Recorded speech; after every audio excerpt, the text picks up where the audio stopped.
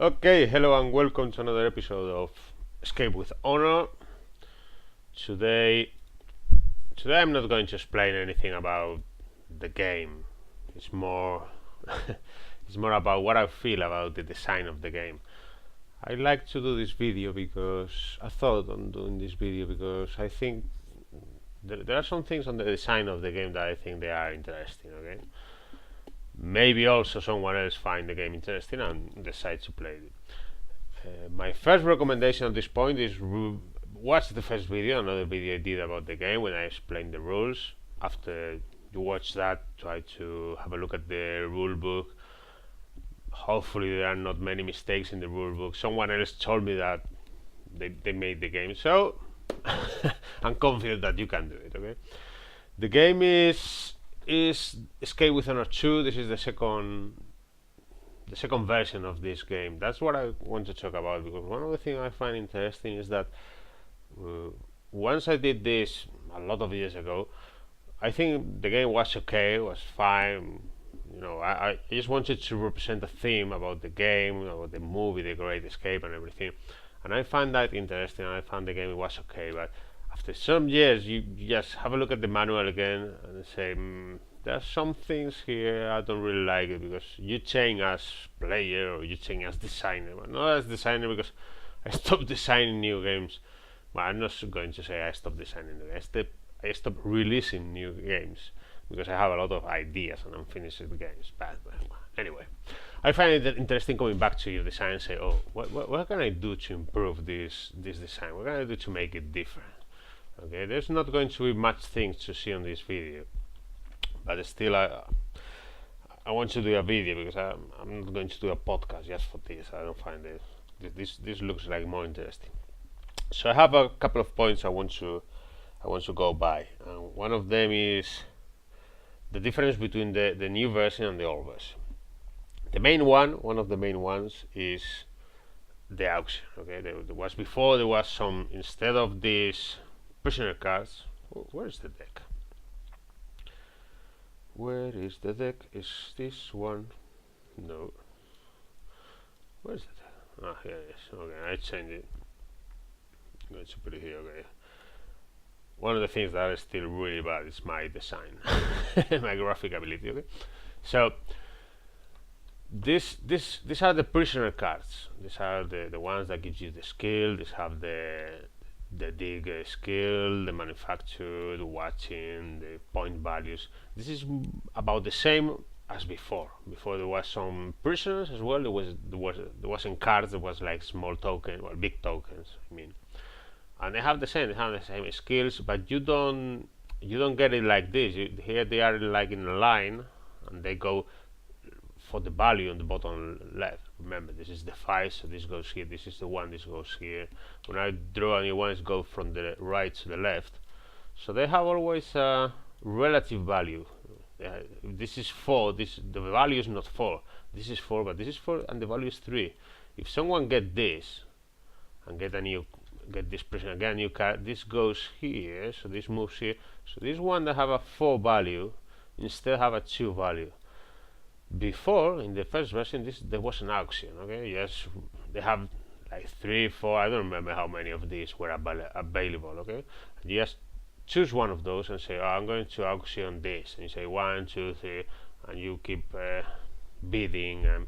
It was okay at the moment. I thought at the moment it was okay because in a way it's going to level the players that have a lot of money with the players that don't have a lot of money. It's a way of level if someone find a prisoner very interesting, because there aren't many diggers out there, and then you draw a digger and say, oh, so everybody wants it and the price is going to be up. And I thought at first that is going to be interesting, but the problem it has is that it takes a long time. Okay, it makes the game longer without any meaning. And you keep auction and you draw a new one, you keep auction. It wasn't very interesting. I find this is, I like it. This is more elegant. Like, you draw the card, you put them here. They are available to everybody, and you pick one. You pay what the cost of that with your cards, and that's it. That is way more interesting than the auction. There is also a relative value, because, for example, if there are a lot of manufacturers out there, and this gets drowned, and everybody has a manufacturer, the price is not going to be 5 because no one wants it. So it's going to be lower and lower up to the point when the guard gets to the last point, and when they get to the last point, then all the guards are going to be reset. I find this way more interesting than the auction before. Okay.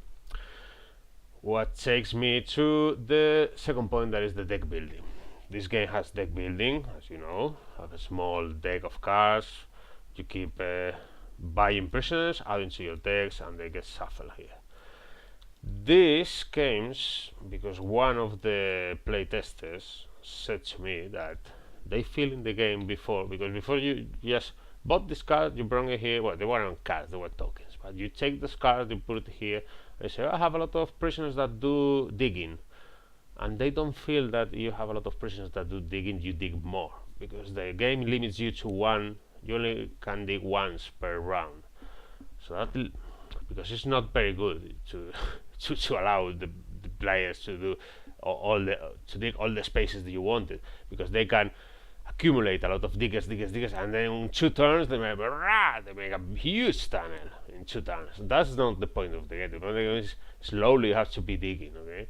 The thing is that if you have more diggers before you draw like this, you draw more tokens, distance tokens. So you dig once, you you have 3 diggers, you draw 3 tokens, and you choose one of these. I want to keep this. So that was interesting in a way, because you say, okay, if you have more diggers, you're going to dig better, not more, but well, you're going to get farther away than the other ones, because you can get any value here from 1 to 3, and it's always good to have 3. The problem is that once you have 2 diggers and you draw out 2 tokens, most of the time that was well enough. That was it. Was okay, because you draw a 3 or a 2.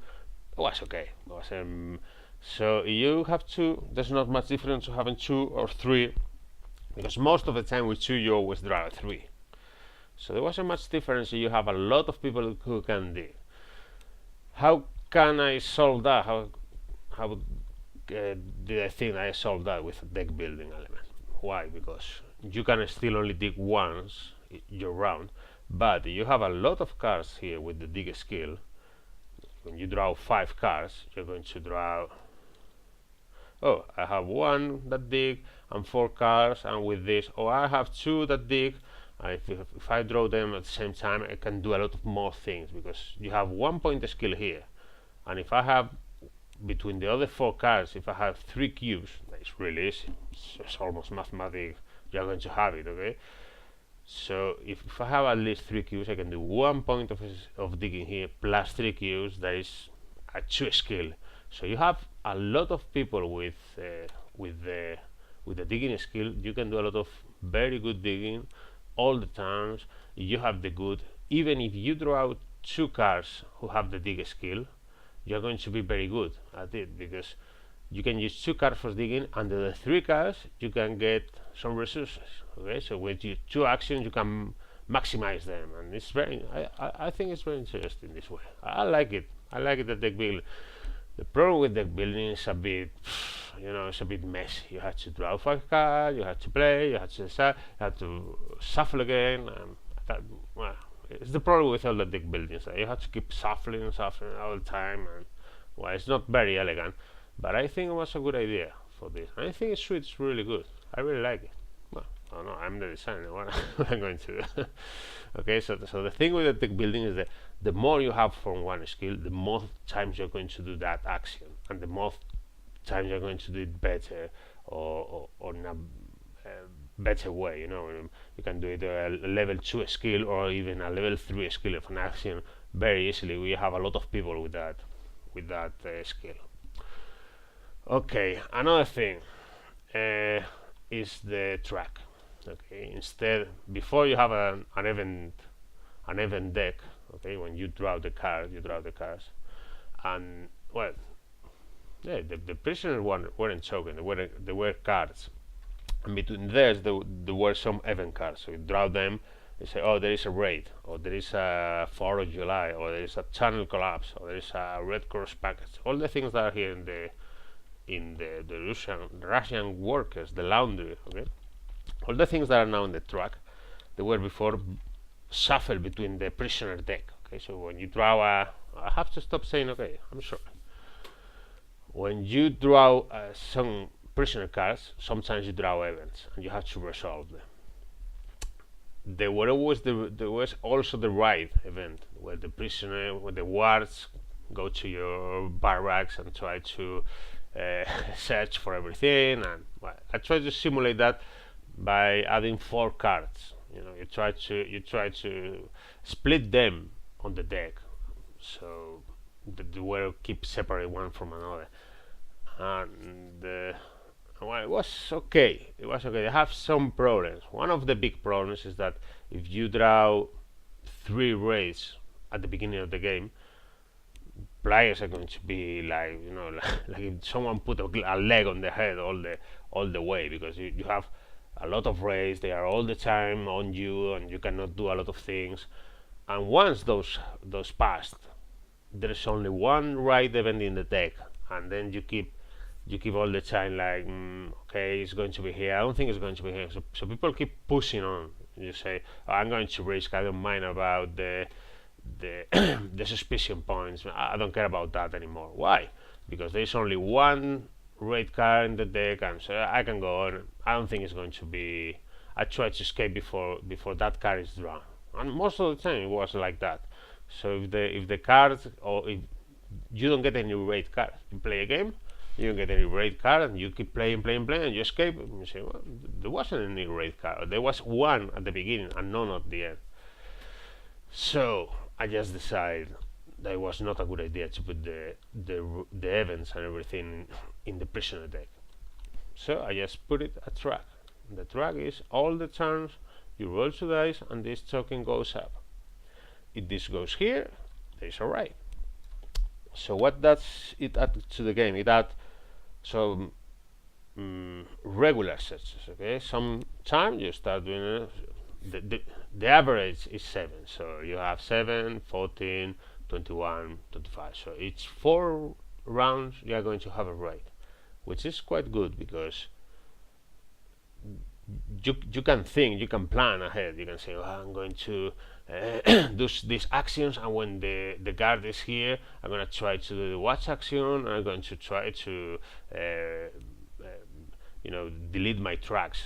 And so I can dig, I can get goods, I can get a lot of things, and then I try to clean everything. And so when the guard came to the barracks, everything is, oh, look, it's very pristine, everything.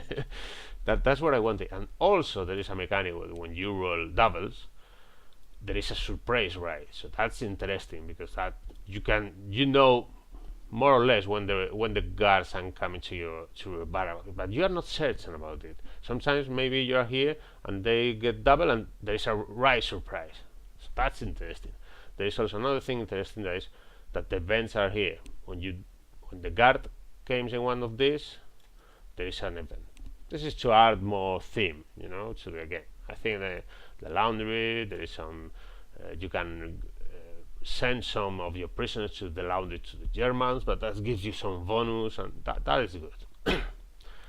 Okay, so I like the track. I think the track is one of the things that goes now in the.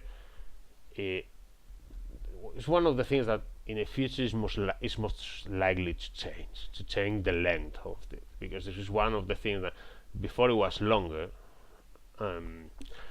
Was okay, but the problem is that once the guy was over here, there was a huge line of from 17 to 30 something. It was before. It was a lot of time that nothing happened. And I feel like it was a bit flat in the mood. You're playing, say, oh, the guard passed this, so we have a long way ahead. I don't know. I didn't find that very interesting, so I shortened that. It could change. I need to play test this more. Okay, that's one of the things I'm coming back later. The other thing that changed between the first design and this is the favored tokens. The favored tokens are, before there was a mechanic that you can trade with another players. You can trade from materials, clothes, goods, documents, whatever. You can trade with another player. Problem is that no one trades. No one trade, because why are you going to trade? Most of the time it you don't want to trade because people don't agree. You can even, there are 5 escape spots.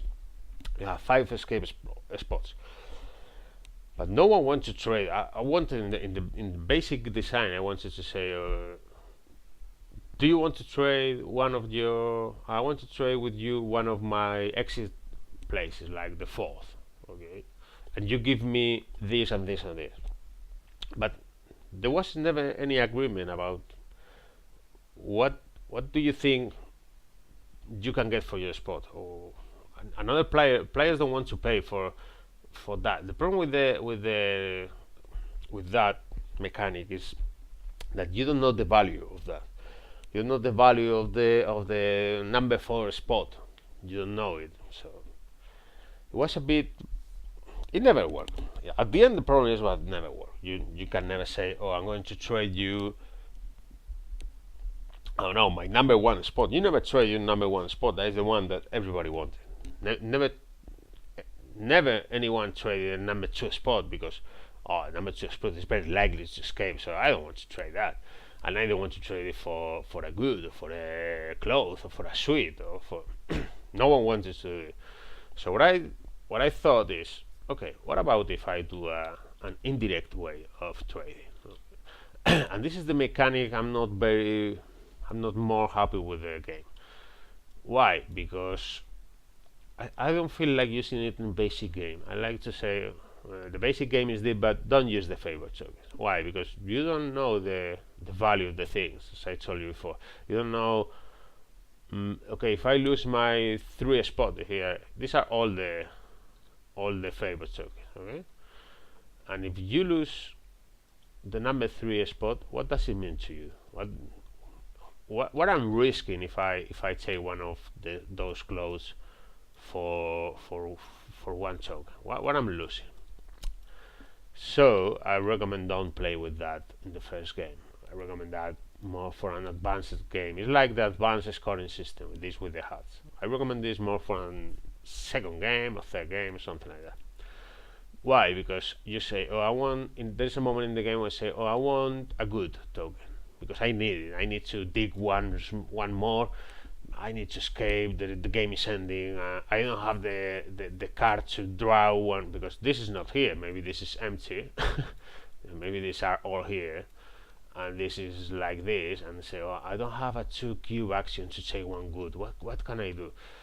I will need to dig once more because I need to escape with an.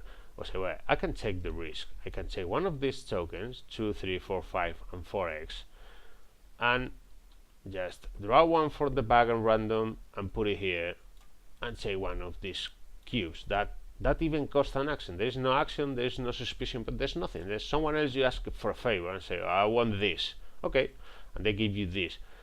Once you have this as a free action, you can then dig the channel, do your action, and then another player can say, oh, I have 1 cube here, 1 good cube here, I don't use it, so as a free action I'm going to put this here, and I'm going to check the favorite token of this player.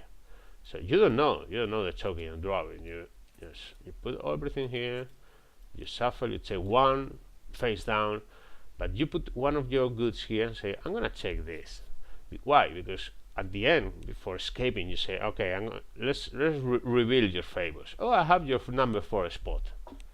That's good because you made a trading. You made a trade because you took something you don't want, you don't have it, and you leave something you have more than you needed, and then you get a favor for that. It's like an indirect way of doing favors. You don't have to do any negotiation. You don't have to do nothing. You just take what you want. Oh, I need a suite. Okay, I take a suite. I put one of my favorite tokens there. Some other player may have 2 suites. I say, ooh, I can take one of those. So they give 1 suite back and then take the favor. It's like he's the one that gives you the favor to give you 1 suite, but you don't know it. Maybe it's another one. So maybe you have 4 tokens that are 4 places in your queue, and you have 4 tokens that are nothing. You take this and you put it here and say, oh, I have the 4 places. What else I have? Oh, I have nothing. Okay, so he didn't promise you to give you a place in the queue. You don't know that. It's a risk. There is also 4x and 4 numbers, because one place in your queue is very valuable. Okay, it's very important. You are not going to take one good from one place in the queue, but maybe you can take one good for one chance, a 50% chance of one place in your queue. You know what I mean? You say, okay, maybe I draw one, and maybe it's an X. And maybe the other players don't check it because maybe it's an X. You place this here, but some other players say, oh, I have one good. Should I put it here and get this back to me, this favor? Maybe it's nothing. I don't want that. So if you push your luck, you say, I'm going to push my luck. I need one shoot and I need one document. I want to do the most points as everyone. I want these socks purchase and I want a lot of things. Okay, but if someone start collecting your favorite tokens, maybe they get all your places in the queue. You don't get nothing. You can push your luck. You can say, I don't care. I want to escape. Also, if you are losing, you are behind. You say, another player is digging a lot faster than you. You say, I don't have nothing to lose, so I'm going to try to push my luck. I'm going to make some free actions and try to get behind that player, try to win. Maybe no one claims this. If no one claims this, they keep here face down. You don't lose nothing. You just gain free action, free material, free clothes, free good. That can give you a little push. Okay. So I think that mechanic is interesting, but not for a first game. I think it's interesting if you know what you're doing, or what at stake when you are doing that action. Okay. But in any way, as I said, this is the mechanic I don't like about the game the most. It's the mechanic I most thought about it, about living in or releasing or not. So I live in the game, but my recommendation is don't play with it in the first game. The game is going to be mostly the same. Only use it because there is a mechanic in the game. If you are a 9 or more in suspicion, another player can do the watch action for you if you are here, and then he draw one of these. That is very interesting because that keeps the player always below 9. That is very interesting because you are playing and say, oh, I don't want to get to 9 because if I get to 9, someone else is going to draw 10. Oh, I don't remember what I put in the rules. Okay, I'm sorry. But between 9 and 10. If I'm on 10, someone else is going to draw one of my tokens. They are going to lower my suspicion point. Yeah, but they are going to draw one of my tokens. So people try to keep a low profile all the time just because of this. So that is very interesting, but only that for the first game. Don't use it, the other mechanics, because it's going to be a bit more complicated. You don't know what's at stake when you lose one of those tokens, right? And what you can win. You can win a lot, I think, as I said, because they are free action. Okay, and no more okays. I'm sorry, I'm not an English speaker, so a lot of times when I explain something I will say the okay. I'm sorry. And for the final point I want to discuss in this postmortem video is the future of the game. The future of the game is how can I expand the game, what I like the most, what is more likely to change. More likely to change is the length of the track. This could change at any moment. Maybe next time I play test this, I decide to make it shorter or make it longer. Or this, I'm not very sure about the length of this. I think it's okay, but I'm not 100% confident. Okay, and I say okay again. Another thing I'm not very confident is the favorite token. I like it. As I said, I'd rather play this in an advanced game or with players that have played before, but I think they are fine.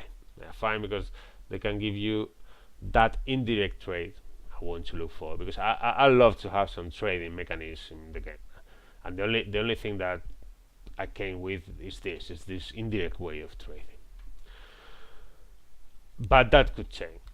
And also I have some ideas for new prisoner cards, because the prisoner cards, they have the basic skill and that's it. But I was thinking on adding some special skills.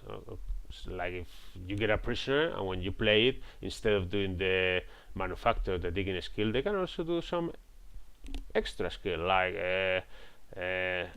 I don't know, like a snitch that goes into the camp and say, "Oh, Mr. Kartoffel, that prisoners in the camp are digging a channel, so maybe you can get another player too suspicion up and you too suspicion low when you use that. It's like a snitch that you use it each time you draw it, and it can make very fun when it. I think they can make the game more chaotic. I I was thinking about making some prisoner with random events, like chaotic events, rule breaking events, someone that can take a lot of good and you discard it. You say, oh, if you use, you can take this prisoner, but this prisoner has an ability that if you discard it, you can take 3 clothes, or if you discard it, you can take 3 good, or I don't know, or a suit, or one prisoner came with a suit. Once you draw, I don't want to do it. Why? Because the basic game, the game as is there is not a lot of deck building. The game is fast. You're going to shuffle 4 or 5 times in the whole game, so I don't feel like adding a lot of extra abilities or rule breaking abilities. And anyway, you have to be in some kind of expansion. Okay? This is a print and play, so this is not an expansion per se. They are like modules you can add. But I find adding special abilities to the cards, I find it one of the things that could be added to the game easily.